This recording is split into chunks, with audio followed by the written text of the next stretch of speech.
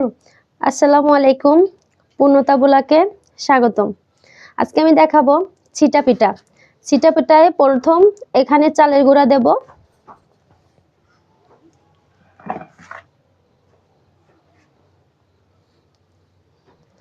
এখানে পরিমাণ মতো চালের গুঁড়া দেব, যেমন আপনারা বানাবেন ঠিক সেভাবে দিতে হবে। এর মধ্যে আমি দেব লবণ। এই যে আমি এখানে লবণ দিলাম।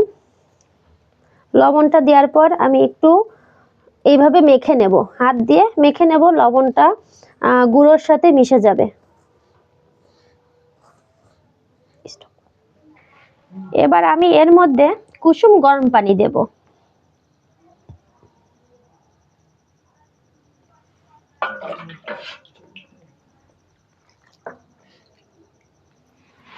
পানিটা আপনারা পরিমাণ মতো দেবেন।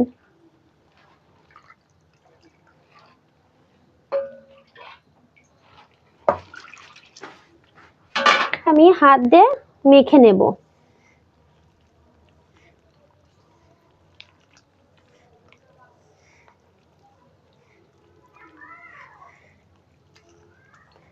এই যে মেখে হয়ে গেছে। এর মধ্যে কিন্তু আমি আরো পানি দেব, কারণ এই যে ঘন হয়ে গেছে,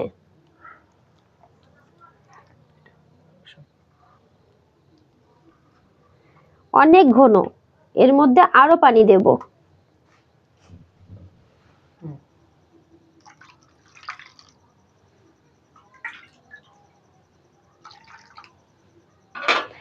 আপনারা চেষ্টা করবেন সব সময় কুসুম গরম পানি দিতে। কাঁচা পানি দিলে পিঠাটা শক্ত হয়ে যাবে, খেতে ভালো হবে না। আর গরম পানি দিলে পিঠাটা নরম হবে, খেতে ভালো হবে। এই যে আমার গোলাটা কিন্তু একদম পারফেক্ট হয়ে গেছে। এখন আমি মাটির চুলায় এই পিঠাটা বানাবো।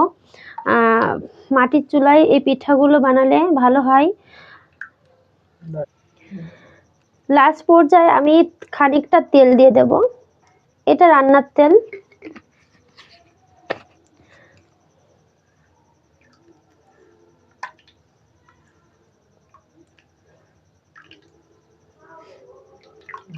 তারপর আমি মাটির চুলাতে কড়াইটা বসাবো। কড়াইটা যখন গরম হবে তখন আমি একটা কলার ডাটনি দিয়ে দেব। এটা আছে গ্রামে কলার ডাটনি দেওয়া হয়, আপনারা চাইলে এটা দিতে পারেন, আর না চাইলেও দিতে পারেন না, সমস্যা নেই।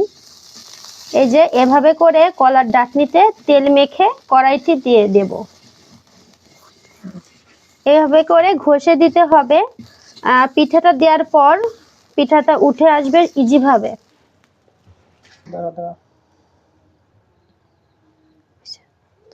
তারপর এই যে হাতের সাহায্য এভাবে করে দেব।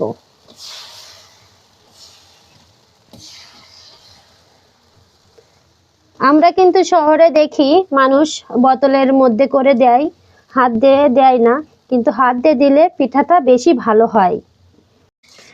আমাদের ভিডিওটি ভালো লাগলে সবাই আমাদের পাশে থাকবেন, সাবস্ক্রাইব করবেন, লাইক কমেন্ট শেয়ার করবেন। আপনারা যত ভালোবাসা দেবেন আমাদের তত আগ্রহ হবে নতুন নতুন ভিডিও বানানোর।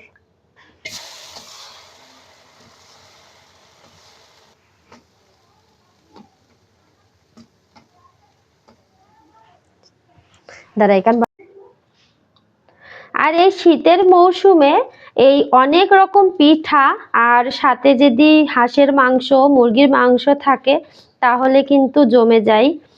শীতকাল বলতেই অনেক রকম পিঠা। এখন খাওয়া দাওয়া হবে। আর ভিডিওটি যদি ভালো লেগে থাকে সবাই লাইক কমেন্ট শেয়ার করবেন, সাবস্ক্রাইব করবেন, সবাই পাশে থাকবেন। আল্লাহ হাফেজ। নতুন কোনো ভিডিও নিয়ে আবার চলে আসবো।